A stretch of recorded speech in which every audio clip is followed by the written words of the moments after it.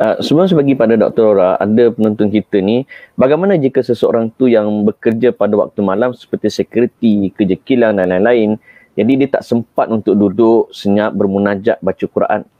Apa yang dia boleh buat sebagai pengisian dalam mencari Lailatul Qadar, Dr. Mazhar? Manusia ada berbagai-bagai keadaan ya. Kalau sekiranya, macam saya kata tadi, kadang-kadang orang tu dia bertugas. Tugas itu pun sebahagian daripada pahalanya. Mungkin apabila dia tahu malam ni malam Lailatul Qadar, aku nak kena jadi guard. Ambil mudah lah, aku nak jadi jaga umpamanya. Dia ikhlaskan niat dia, ya Allah, aku sebenarnya hari ni aku kena jadi jaga, bertugas. Aku nak pergi duduk di masjid, tak boleh. Tapi ibadat ini banyak, istighfar ibadat. Kan? Sebab tu kita wabil ashari hum yastaghfirun, pada waktu sahur mereka beristighfar, maka dia pun beristighfar kerana dia terpaksa berdiri tak boleh nak solat, dia beristighfar. Dia boleh bertasbih, dia boleh bertakbir, dia boleh berselawat kepada Nabi sallallahu alaihi wasallam. Tetapi macam mana yang selalu saya sebut, Quran selalu menyebut pada waktu sahur beristighfar.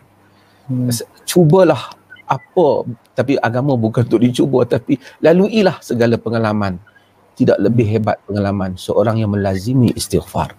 Allah akan membukakan untuk kita apa yang kita tak sangka, dan akan memberikan kehidupan kepada kita apa yang orang tidak duga. Kehidupan itu bukan soal yang orang nampak dalam live yang kita buat ini, Amin. Kehidupan ialah apa yang ada dalam dada kita.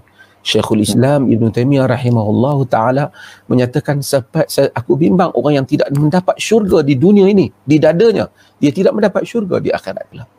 Sebab itu manusia yang mukmin, di dalam dadanya ada syurga, di dalam dadanya ada kenikmatan. Sebab itu para sahabat radhiyallahu anhum mereka terpaksa macam-macam. Sebab itu Al-Quran bila bersebut tentang orang-orang yang berqiyamul lail, Allah Subhanahu wa taala bagi tahu, Allah tahu di kalangan kamu ada orang, ada yang marda, ada yang sakit, fil ardh yabtaghuna min fadlillah wa akharuna yuqatiluna fi sabilillah, macam-macam. Jadi manusia berbagai-bagai keadaan, ada yang sakit, ada yang terpaksa kerja.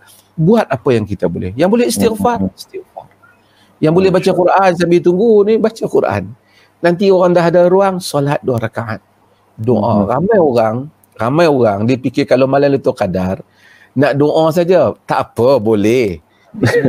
Imam Nawawi rahimahullahu ta'ala dikatakan apabila dia melihat cahaya keindahan malam Lailatul Qadar, lalu kemudian dia telah mendapat kurniaan Allah yang besar sehingga dia menjadi imam yang besar. Tapi Lailatul Qadar tu bukan untuk doa saja. Lailatul Qadar tu sebenarnya ibadah kita itu. Doa tu salah satulah, tak apalah kita doa lah. Tapi kadang-kadang orang fikir, nampak Lailatul Qadar nak doa saja, yang ibadat dia tak. Allah pun maha adil, dia mengetahui hamba-hambanya, dia memberi rahmatnya luas. Tapi tentu orang-orang yang sentiasa mencari Lailatul Qadar dan beribadat sepanjang tahun, dan terutama pada bulan Ramadan, dia akan mendapatnya. Dan saya percaya ramai orang mendapat Lailatul Qadar. Mungkin dia duduk tanya-tanya, aku dapat ke tak? Kalau dia memang 10 yang akhir dia ibadat, dia memang mendapatnya, mudah-mudahan, insya-Allah. Insya-Allah.